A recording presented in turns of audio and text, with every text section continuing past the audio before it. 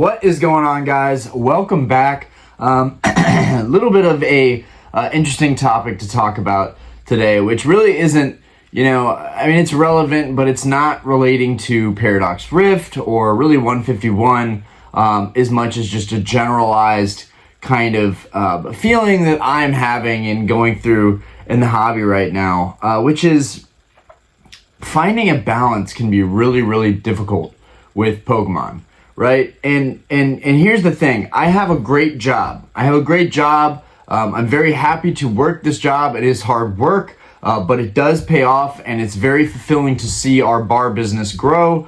And that has fueled a lot of my ability to collect. This channel has not really fueled any of my ability to collect. That has all really come out of pocket. But while it is nice that the channel has created some ad revenue in the past couple weeks, the past couple months, it's really done nothing to offset all of the damage that I've done to my wallet. And I want to talk about that here because I know that if you're being honest with yourself in this hobby, I imagine that there's a lot of people out there that have a really tough time finding a balance to this hobby. And I'm one of those people too. And so I'm going to talk about some things that maybe we can do differently that might help others out that are experiencing maybe burnout or indecision, trying to figure out what products to pick up versus should I wait? Should I pass on this product? You go to the next product that's coming out. In the current environment of the Pokemon TCG, there is so much happening. There's so much happening that if you didn't already have a booming channel and you weren't already doing well streaming and you weren't already picking up a lot of ad revenue, you didn't already quit your job to do this full time, it's very easy for those influences to continue with this hobby and to do it at an exponential pace, right? It's very easy, and it's not really representative of the masses. Most people are not going to rip every single set. They are not going to collect all these sets, collect all the master sets. They are not going to be as pokey crazy as some of these bigger channels. And I would say myself included, I definitely, have really big aspirations as far as collecting all the master sets and continuing on with Pokemon the rest of my life, because I regret missing those 20 years so much where I just wasn't in the hobby, didn't care about it. I missed a lot of, really good value. But I also missed the chance to have just been current with the hobby and have a pulse on it. And while I do now, I feel like I've come into the hobby at a time where there's just too much going on. So we're going to talk about that a little bit. I want to keep this video short. I'm trying to get better about, compressing everything into a smaller video so it's easier for people to watch. Typically, I do like 30, 40-minute long videos, and I kind of go into rants, but I'm going to try and make it a shorter rant. So in the past couple of years, I've collected vintage, I've collected modern sealed, I've, collected some grail cards, which, mind you guys, this comes into this conversation about finding a balance. I really don't have the best balance, right? I've more recently been better about saving my money and kind of having an equal parts of money wrapped up in cards, wrapped up in investments, and wrapped up in just having savings. So I feel pretty good about that now, but that also took these past 2 years of me constantly going over, my decisions and my purchases and really thinking about those. And there was a time when I first came into the hobby and you could not tell me that the market could be unstable. You could not tell me that. I believed that everything was going to go up in value. I was just so stoked to be back in this hobby and to see the appreciation of all these cards and, cards that I didn't have as a kid, and to seeing those go up so much in value, it was very validating that, like, hey man, if I would have stuck into TCG, that would have been a really big thing. I shouldn't have given it up. I shouldn't have, went off and, went after girls and cars and, just doing the typical stuff that you do when you're a teenager or, a young adult. You get distracted with everything else. But on the offhand, I got to, really live my life and be involved in so many other things and come back to this hobby. And that's kind of a blessing too, to be able to see it from a different perspective than just always being this hobby. But one thing I've really struggled with is, collecting every set that comes out. On top of that, I'm trying to collect very specific cards. On top of that, I'm trying to do these openings, and I'm trying to, be the lucky one that pulls, these very hard to pull cards out of these sets, right? These sets are getting bigger than they've ever been. It's getting harder to pull those chase cards, and Scarlet and Violet era, the era that we're in right now, has made it a lot easier. The pull rates have gotten a lot better, but I definitely got my butt whooped with 151, right? I told everybody, I was like, I'm going to open this set. This is going to be the set that I try and complete by opening product. And boy, oh boy, that has been a struggle, both financially trying to afford buying more and more product, but also just getting the same pulls over and over and realizing that, like, even if I have enough money to open enough product to pull all the hits, the probability of me getting all those hits, it's just not there. And basically, I want to tell you guys that it's okay to pass on products. It's okay to pass on the sets that come out. Don't feel like you have to have every set.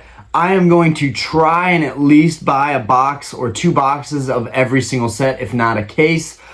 Do as I say, not as I do, right?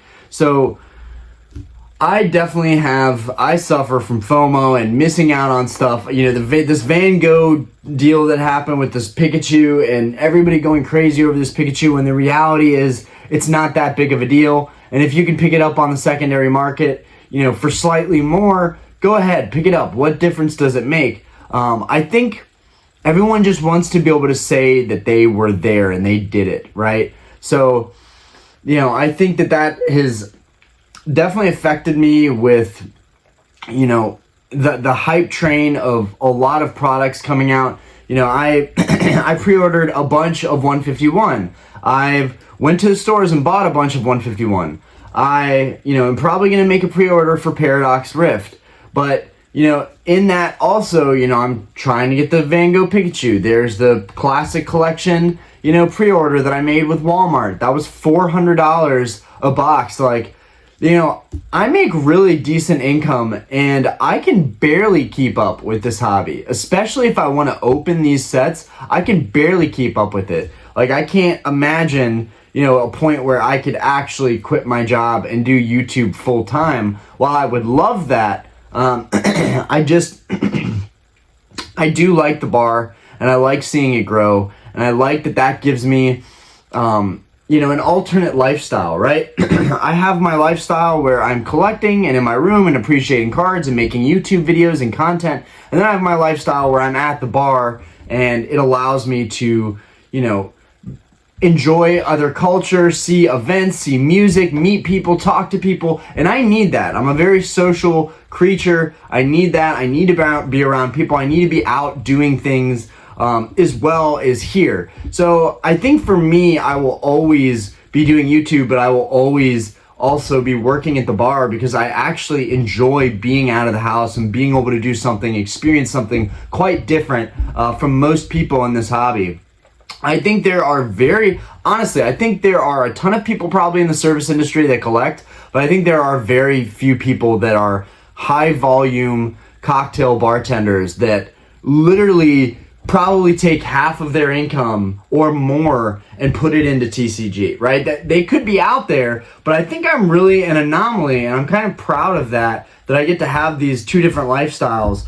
But no matter how much I've made in tips, no matter how much I make on salary and income, and when the bar is doing really well, I still can't believe how expensive products are. I still have a hard time wrapping my head around how the average person is going to, stay in this hobby. And that is why I think a lot of people will end up cycling out of the hobby. I think it's really easy to get burned out in this hobby. Especially after opening product. I need to be super careful with opening product and realizing that there needs to be a balance, that it can't just be opening box after box after box. Even if I got lucky and pulled those cards, you know, the days following are always hard, where I'm trying to rationalize and justify that value. And granted, I have a ton of promos. Just look at these for a second. I've talked about this in another video, but I'm constantly looking at these and reminding myself, you know, how much I really opened. This is a stack of promos from that Mew UPC, which, mind you, the Mew UPC is fantastic value. You get a lot of great promos. We've got our Snorlaxes at the end here, and it was a fun journey. You know, it was fun while it lasted, but eventually you have to come back down to earth, and you have to realize that there's a balance to everything. And while I really enjoyed opening that product, in the past I usually open a few products and then I say, you know what, I'm going to collect singles. And I think I'm still at that level where I need to just open a couple products and collect singles. You know, a lot of people have told me, like, Ryan, just finish your 151 by collecting the singles. Like, don't feel like you have to complete this set.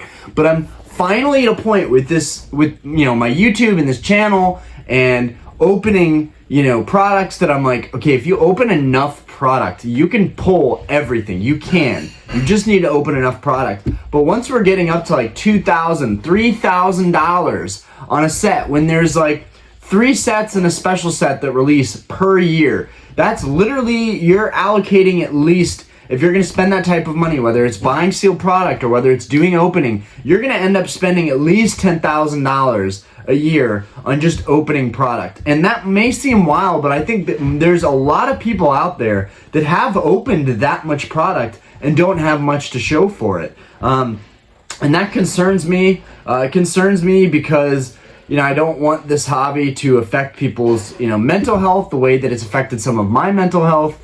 And, you know, I don't want people to get burnt out to a point where they leave the hobby and they don't want to be involved in the hobby anymore. And they're like, look, I've had enough of this. I talked about this shortly yesterday with the singles prices falling and really all those packs that people have opened so far in this era. They're really not getting that value back.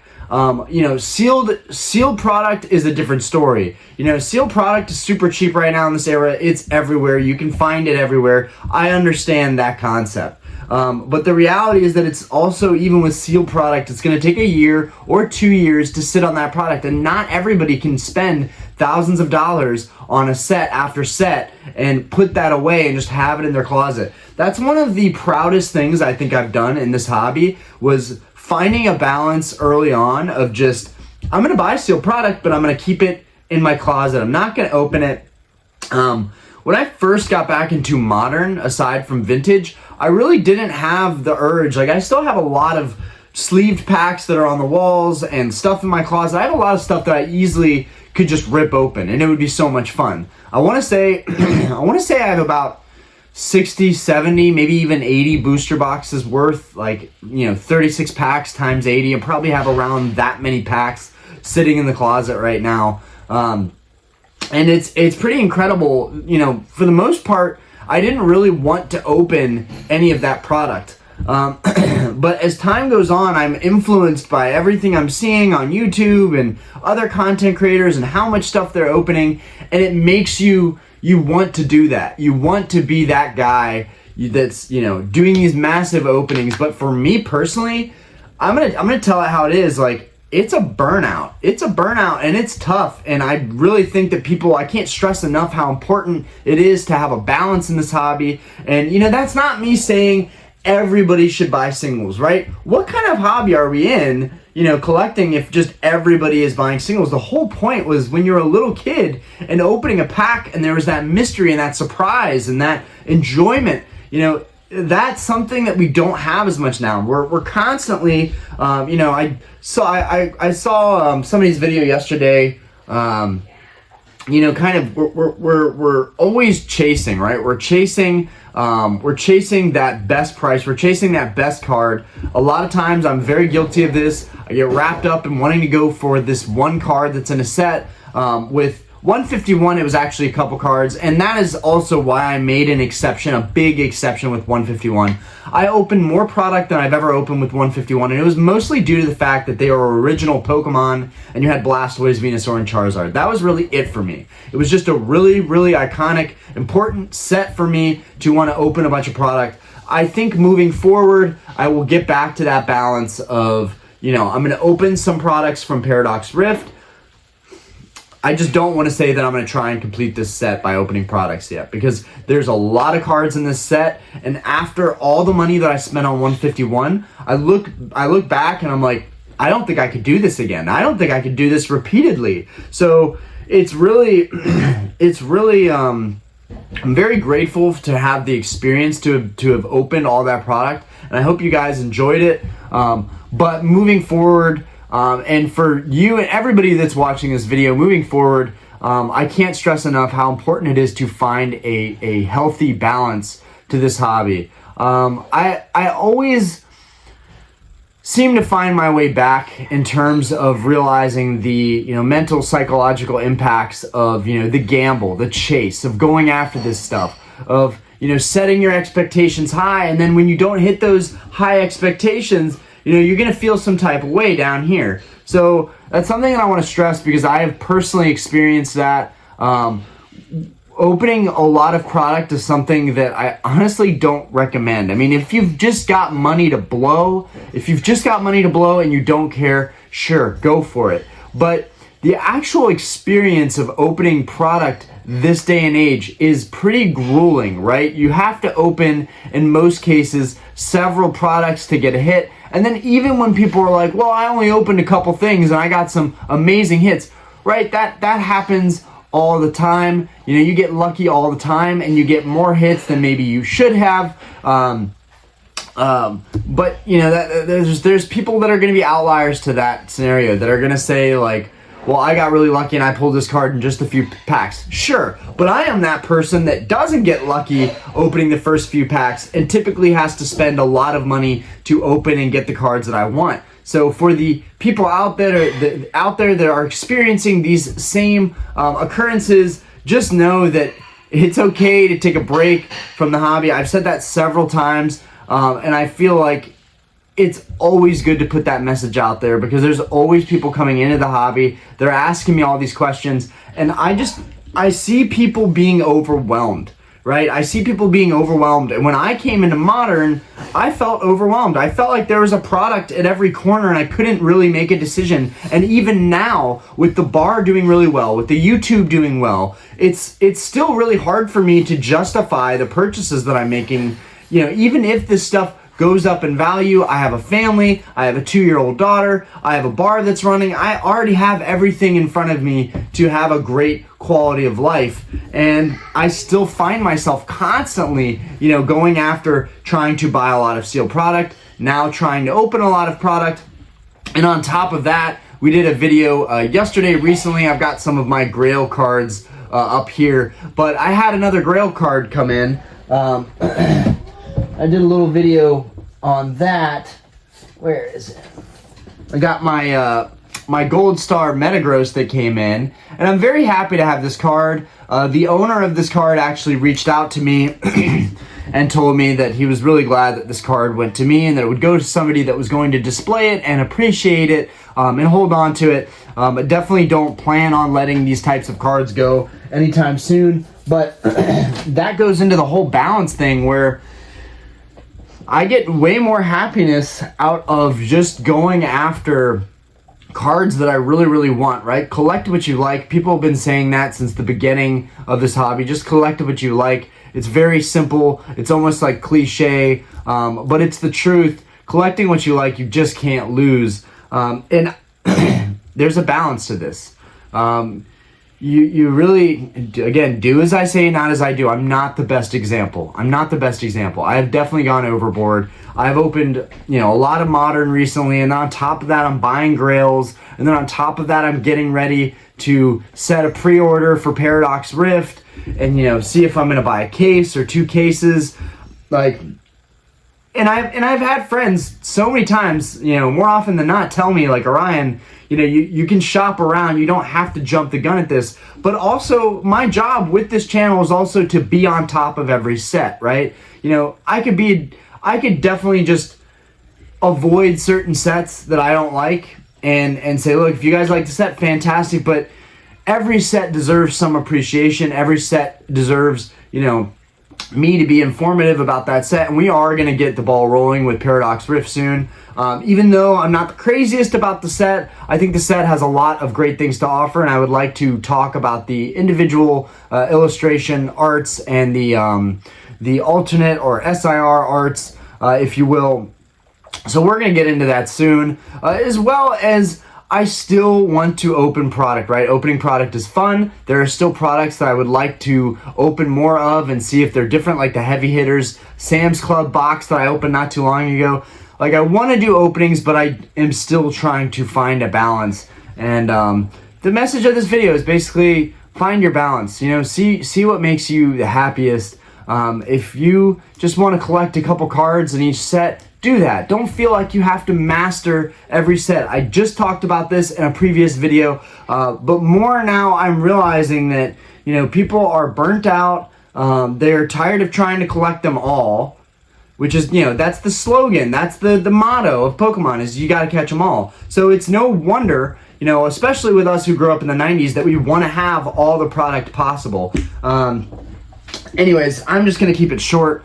on that one. I think we've gone on long enough. I really wanted to make it just a short rant on, my experiences and, what I'm going through right now, how I'm evolving as a collector, and that it's, I think it's important to step back and take a reality check and say, hey, okay, this is how much I'm spending. This is what I'm making. This is what I'm earning right now. What are my life situations? Are you in college? Are you, single? Are you in a relationship? And, your significant other, may not want you spending that kind of money on cards. That's been the number one thing that I've seen is people in relationships, married couples, people that are engaged, and, their significant other is collecting a lot in cards.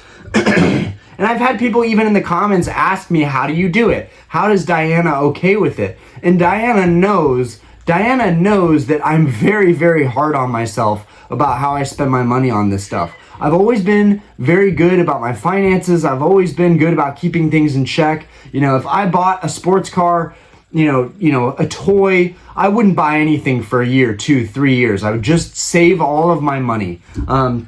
But with Pokemon, it's just been never ending. There's just, gotta get this card, gotta get this card, gotta get this card, promo just dropped, this promo dropped, gotta have that. Collection box just came out, gotta pre-order that. This set's coming out, gotta get that. Like, I don't think people are talking about this enough, that we've gotta have a balance and you've gotta slow your roll.